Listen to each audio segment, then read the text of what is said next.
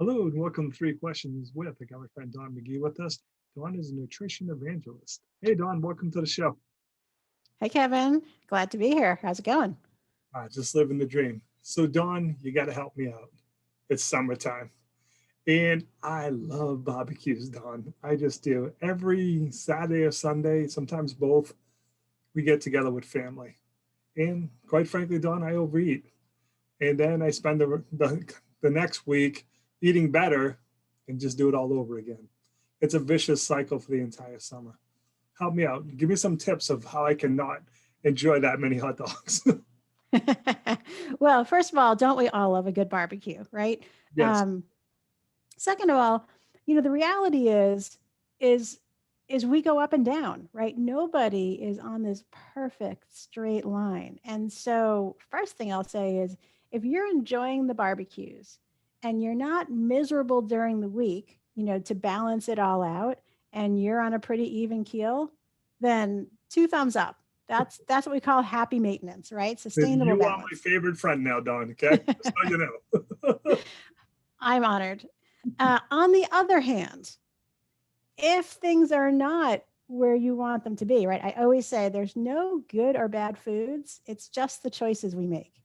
And if you don't like the results, you have to make different choices. So, hey, if you're happy with the results, by all means, go for it. But if you're not, if you're saying, oh, why did I do that? And if every weekend you're going, oh, why did I do that? Well, then here are a couple of tips to help you get your mind into a place where you're not going to go, oh, why did I do that? Right. So here we go. Here are three tips for you. Number one, with eating, don't ever go to these barbecues, events, whatever, hungry, because a lot of people will think, oh, I'm not going to eat this morning because I'm going to eat, I'll eat more later. The problem is you're starving when you get there. So you eat all of the things and dessert. And by the time your brain catches up with the fact that you had plenty of food 2 hours ago, you ate all the things, right? So number one, don't go hungry.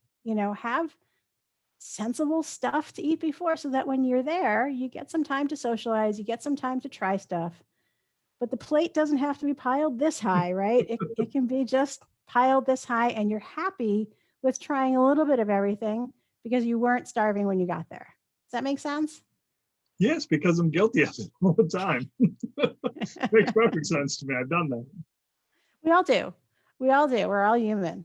Um, the second thing that I like to tell people is barbecues, they're outdoors by design. It's a great opportunity to get some fun movement into your day, right? So we can often be sitting at the table, having some cocktails, having a couple extra helpings, or we could be tossing around a football, throwing a frisbee, playing bocce, or I mean cornhole. I mean, it doesn't have to be like super intense and super competitive. It can just be something fun, keeps you moving, gets you away from the buffet table, right?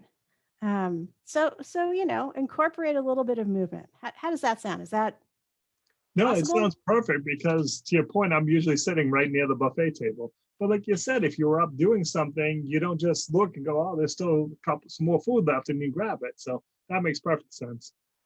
Because the truth is we're not really hungry most of that time. We're eating because it's there, because someone says, hey, I made these just for you, you have to try one, right? Yes, been there. And then my third tip is sort of a multifaceted tip, because the first thing I'll say is let's have a little bit of grace for ourselves, forgive ourselves.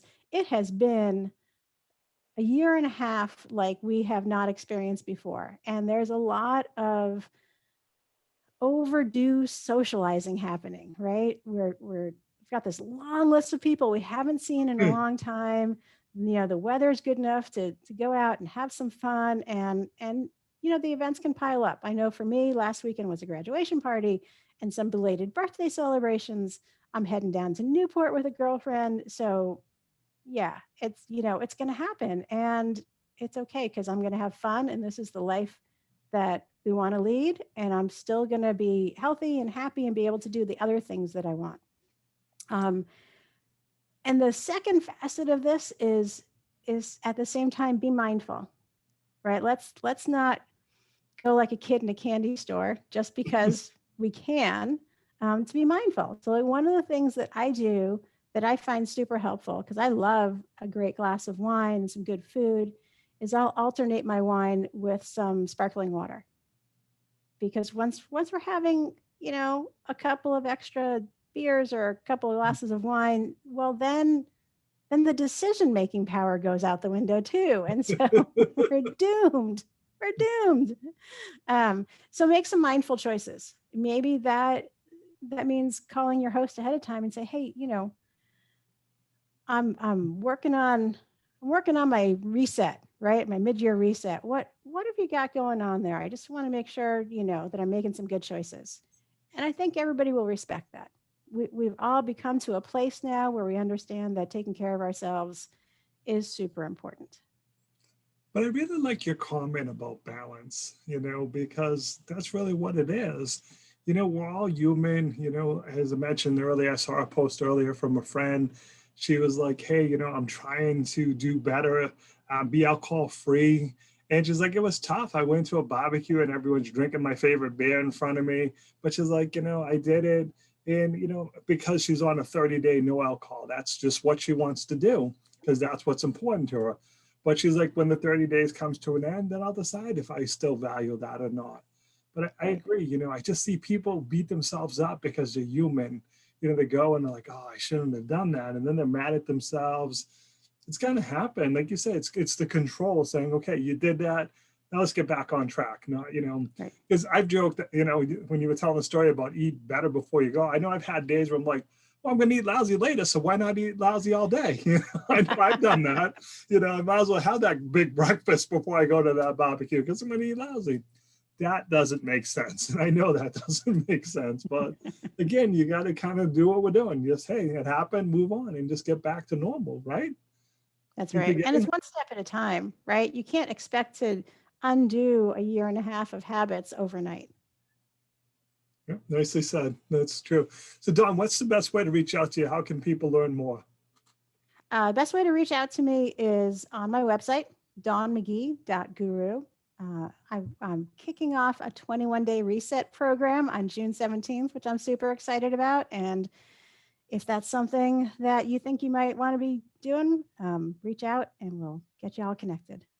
Awesome. Dawn, I really appreciate you taking a few minutes to jump on the show. And as always, thanks for being my friend. Thank you.